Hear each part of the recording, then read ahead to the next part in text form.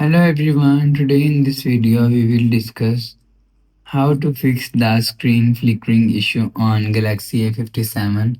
Let's start the video. First of all, open quick settings panel. So just swipe down and click on this power icon and click on restart. Again click on restart, you will see your problem is solved. But if it not solved, go to app library. Here click on settings app.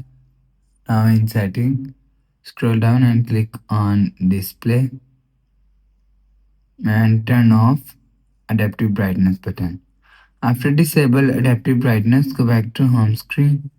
You will see your problem is solved. But if it doesn't fix this problem, so last option is reset all settings.